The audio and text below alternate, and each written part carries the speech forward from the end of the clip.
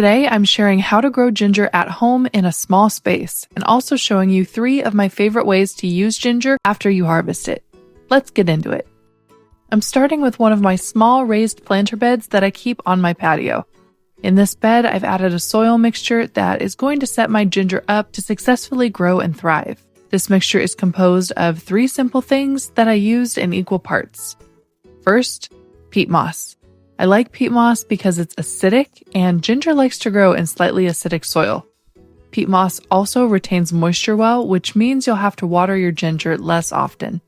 Next, I added sand for several reasons, mainly because it's relatively inexpensive and it's also great for soil drainage. Sand typically has a more neutral pH, which helps balance out the acidity of the peat moss. I combined the peat moss and sand with a generous amount of perlite. Perlite is porous and super lightweight. It can help create small air pockets in the soil, which allows plant roots to breathe and helps the planter bed drain water. After my primary soil mixture was done, I added some chicken manure and earthworm castings for nutrition. I like to use chicken manure as a soil amendment because it's a natural fertilizer and it can help with loosening the soil even further in a raised bed.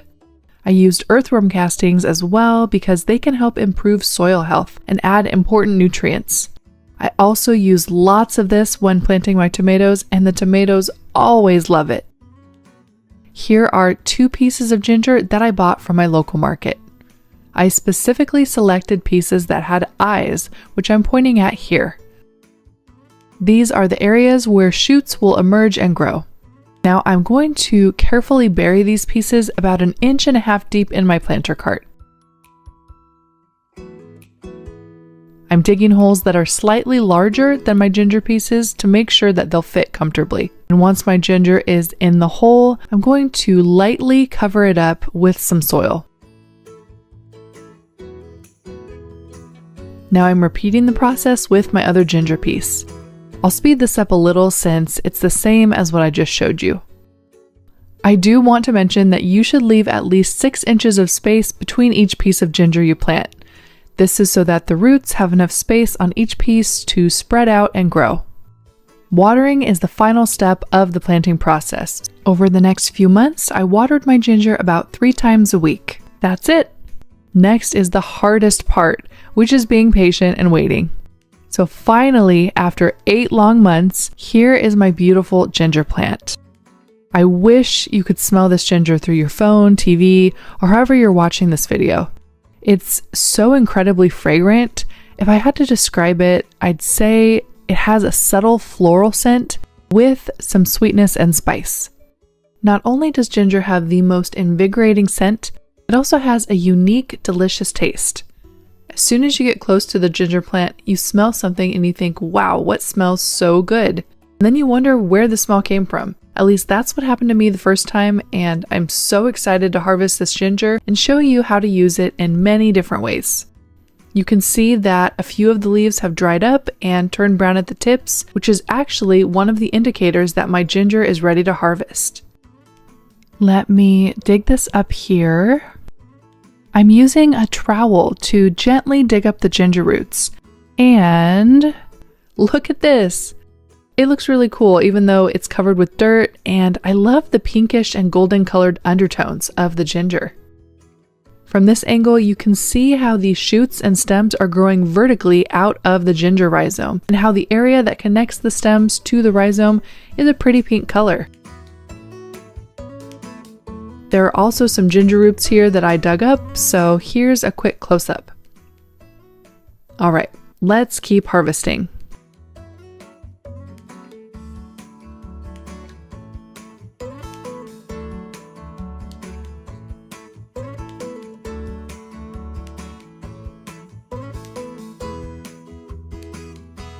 And here is my full harvest. I'm so excited to put this to good use. But first, I need to wash all of this since it's been outside and exposed to the elements for many months. Now I'm removing the long dangling roots from the bottom of my ginger that are hanging off here just to clean it up a little bit. I gave the ginger a final rinse, and here is the result. I don't know about you, but this is my kind of bouquet. I'll take a fresh ginger bouquet over flowers any day. Don't get me wrong, I love flowers too, but this is such a rare treat and it smells absolutely unlike anything you can buy in the store. I'll share a few of my favorite ways to use ginger later in the video, so stay tuned. Now that I've harvested my ginger, I'm going to remove the shoots and leaves because I plan on just using the rhizomes for now. I'll speed you up through this process, but essentially I'm trying to cut as close to the ginger rhizome as I can to eliminate the need to make future cuts later when I'm using the rhizomes in my recipes. I'm curious to know if you love ginger as much as I do. What is your favorite way to use it? Please let me know in the comments below.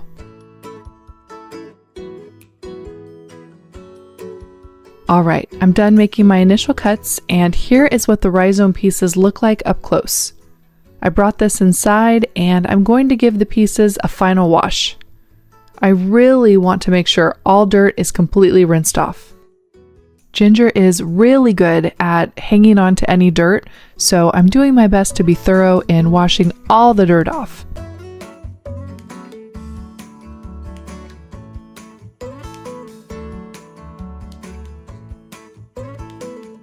And now I'm just making some final cuts to remove any trace bits of shoots from the rhizomes. And the pile on the left here is all of my bits I cut off from the pieces I harvested. Next, I'm going to peel my ginger. I've actually found that a spoon works best for this because it makes it a lot easier to get into all of the different crevices of the ginger.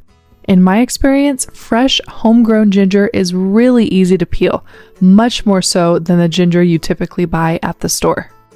But I'll be honest, this is probably the most time-intensive part of prepping homegrown ginger for use. But here's a tip. Just put on some music you love or a good podcast and the time will fly by. Here is my pretty little pile of ginger skin shavings. Before you throw these away, if you enjoy the smell of fresh ginger like I do, you can use these as a natural air freshener for several days or throw them into a simmer pot with some citrus or floral scraps to make your kitchen and home smell absolutely amazing. Now let me show you how I make fresh candied ginger. First, I recommend using a mandolin because it will slice the ginger evenly and thinly. On many mandolins like the one I have here, you can choose how thinly you want your ginger sliced. Personally, I prefer the thinnest settings possible for candied ginger because it makes the ginger super easy to eat. The pieces will have the slightest chewiness to them, but will also almost melt in your mouth. If you like your ginger thicker, feel free to use a larger slice setting.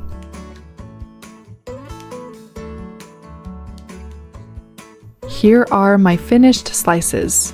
These look great, but they smell even better, and I'm ready to move on to the next step. I'm transferring these into a little ramekin here to easily move them to the sink.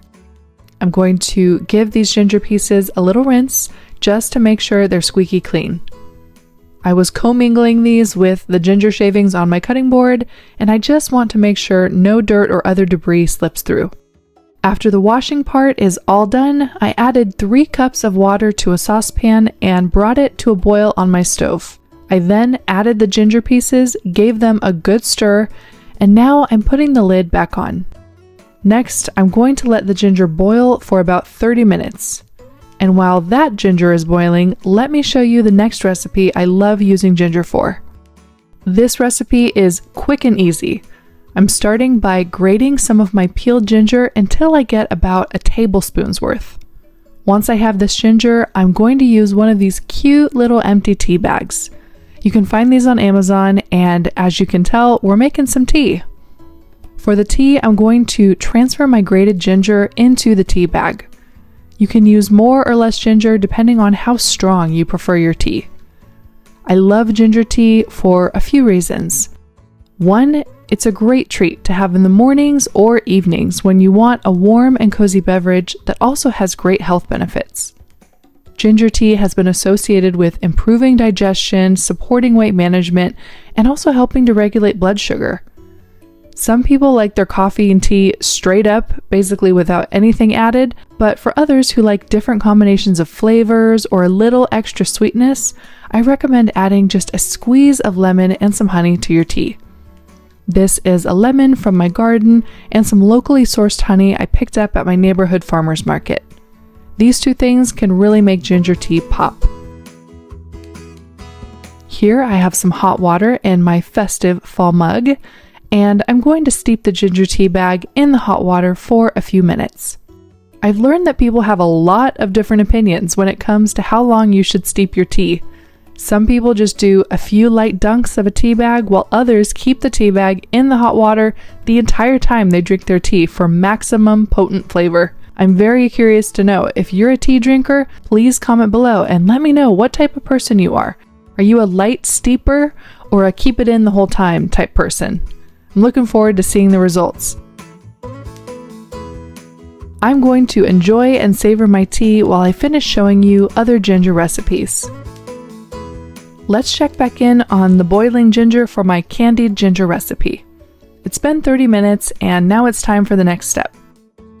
I have about a half a cup of sugar in this ramekin here, and I'm going to add it to the pot.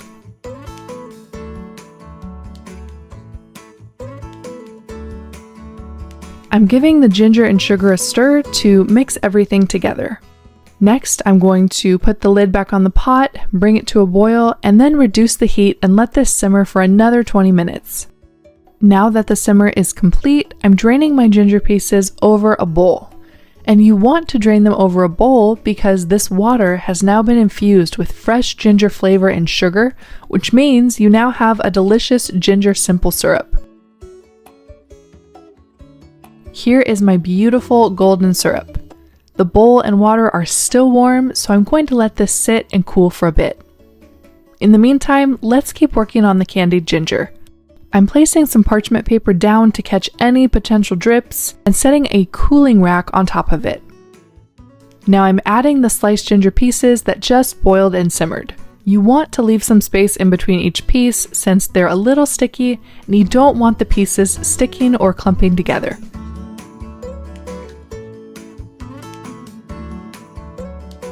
This is what the pieces look like close up. You can see they're a little shiny and nice and thin. I let the pieces sit on the cooling rack and dry for about 30 minutes, and now that they're cool, I'm transferring them into a bowl. Just a note, you don't want the ginger pieces to lose their stickiness, which can happen if you leave them out on the cooling rack for a long time. So it's best to move on to this next step within an hour or so of the pieces cooling. And this next step is tossing the ginger in some sugar. I like to just sprinkle the sugar on top of the ginger, then use my hands while wearing gloves. I'm trying to make sure the sugar is evenly distributed. You can repeat the process depending on how much sugar coating you want. Here's a little close-up of what the ginger pieces look like now. So it looks a lot less sugary than some of the candied ginger you can find in the store. Now I had to give this a taste. I've had a lot of ginger over the years, and this homegrown ginger tastes super fresh and really doesn't need much sugar because it's so naturally sweet. Moving on to my ginger simple syrup, which I collected in a bowl when I drained the candied ginger slices. This has completely cooled down, and I'm going to transfer the syrup into a glass bottle to use in a recipe that I'll show you. I'm using a couple little funnels here to try and pour this into the bottle without spilling and making a mess.